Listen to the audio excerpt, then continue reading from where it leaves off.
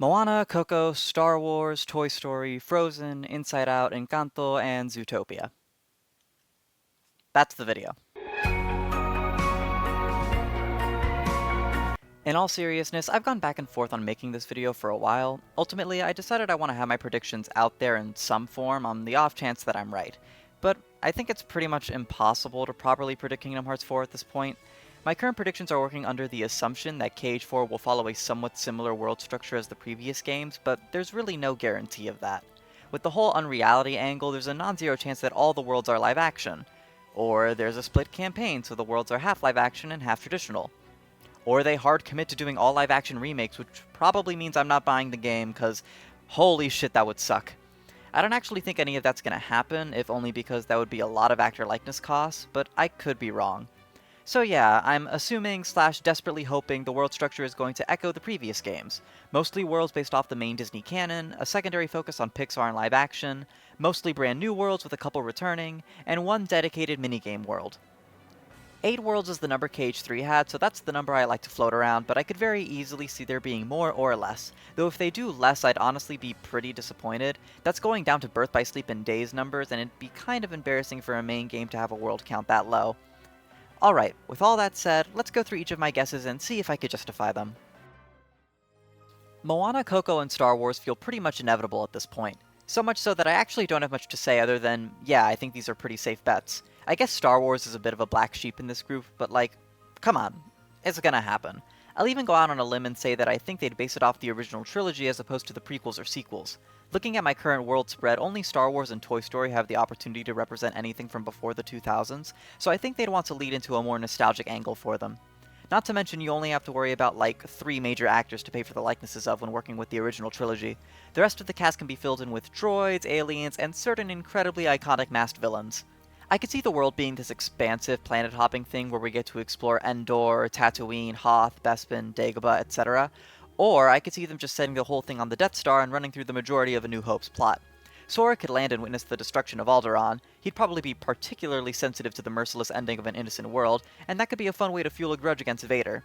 He'll meet up with Luke and Han, they'll explore the world together, and the whole thing will end with a Vader boss fight, perhaps followed by a trench run minigame where Sora helps Luke destroy the Death Star. Boom, done, pack it in.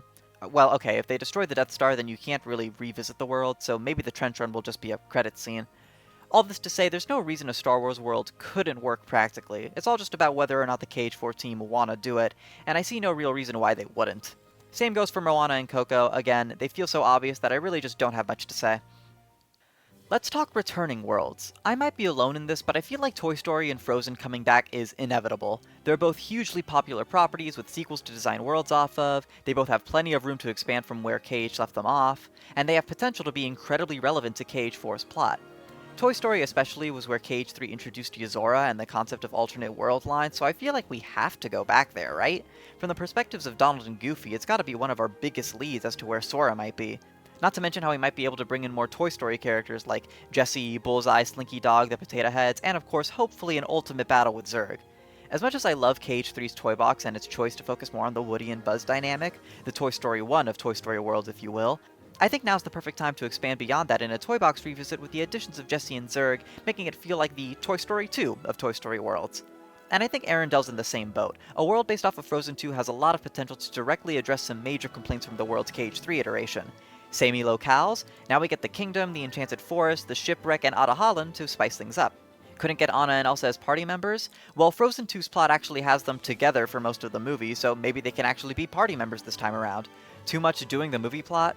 Whether or not that gets fixed is ultimately up to the whims of the writers, but Frozen 2 doesn't have a big bad guy, so they're gonna have to come up with something original. Not to mention how Frozen 2 talks a lot about death, history, memory, and what a person leaves behind once they're gone, so that could be very well integrated into KH4's story. Again, it just feels like a no-brainer to me. Why wouldn't they want to put Frozen and Toy Story in all the trailers and posters again? These are some of Disney's biggest cash cows.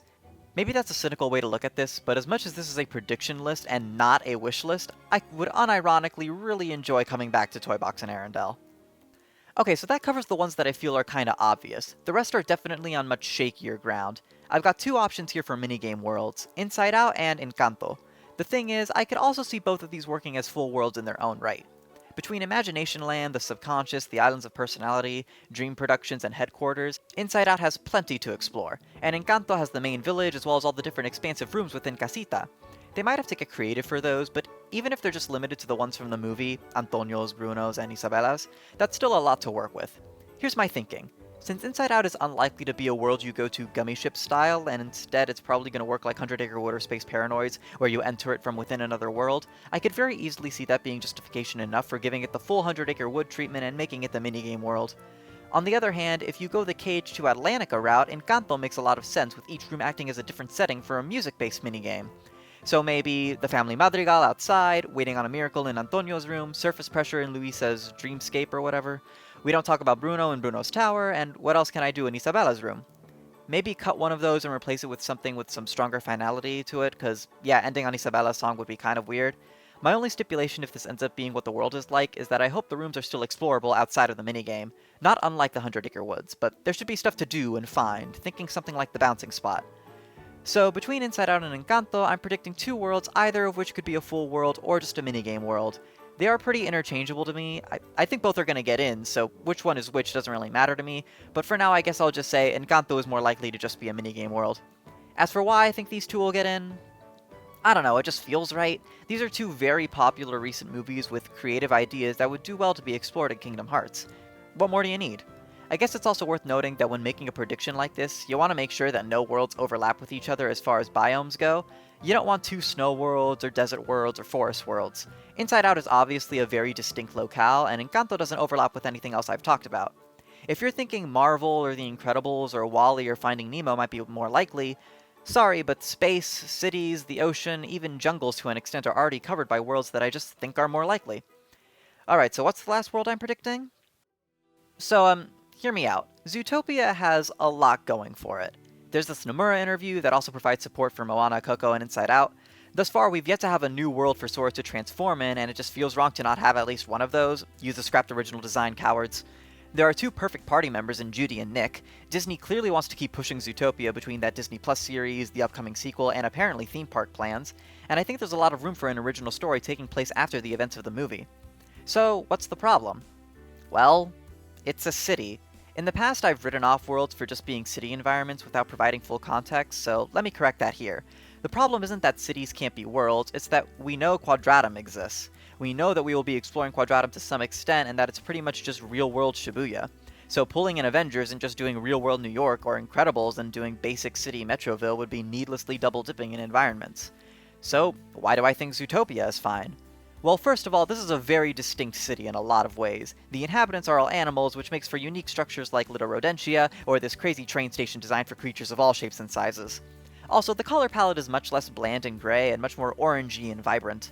But most importantly, it's not all just the basic city area. There's Sahara Square and Tundra Town and the Rainforest District, all of which can be explorable. Zootopia acts as a variety pack of different environments. Now, admittedly, some of these kinda overlap with other worlds I'm predicting, but not so egregiously that I don't think it'd work. Sahara Square could overlap with Tatooine, if and only if they decide to include Tatooine, which may not necessarily happen. The Rainforest District can overlap with Antonio's room, but if Encanto is just a minigame world anyway, that's not that big of a deal. Tundra Town can overlap with Outer Holland, but if the Enchanted Forest makes up the majority of Frozen 2's world, then I see no reason why they can't coexist. Different worlds in the same game are allowed to have snowy rooms. So of course that just leaves the main city overlapping with Quadratum, but I think there's more than enough to distinguish the two for the world to work, as already discussed. So why all this bending over backwards to justify this world choice? Because I think it's gonna happen. If the game's focus is on the main animated canon, then I think Zootopia is the most likely of those remaining options. I gave a lot of reasons at the start of this section. This isn't a world wish list, these are hard predictions. If I'm wrong, you all get to come back here to point and laugh. And honestly, while my predictions lean pretty heavily into newer properties, I'd be pretty happy with this set of worlds. Inside Out, Toy Story, and Zootopia are three of my favorite Disney properties. I'm Hispanic, so I have a certain attachment to Coco and Encanto. I'm a KH3 Arendelle truther, and I want you all to see the light. And I think Star Wars and Moana worlds would be a lot of fun. If this is what KH4 looks like, I'm all in. Some honorable mentions to cover my ass. Yeah, they may very well do Marvel, but I don't know, are they really going to introduce Marvel and Star Wars in the same game? If we're doing all live-action worlds, I guess it's possible, but I'm not seeing it right now. Raya and the Last Dragon could be a neat world, but I don't think the KH team would want to go for it, since the reception to that movie was middling at best. There's no way they do Olympus again. Like, come on, the scene in the trailer has gotta just be a cutscene, right? There's no way they're that tone deaf as to make us go through a Hercules world again. As for 100 Acre Wood, the other world that's been in all 3 numbered titles, I think we all want something fresher for the minigame world, especially with how rough Cage 3's 100 Acre Wood was.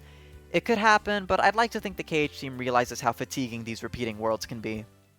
So, yeah, that's the video. Wanted to do something shorter after this monstrosity, and this has been on my mind, so that worked out nicely. Side tangent, if Coco and Encanto both get in, they should totally do a 3 Caballeros summon to round out the Hispanic Disney representation.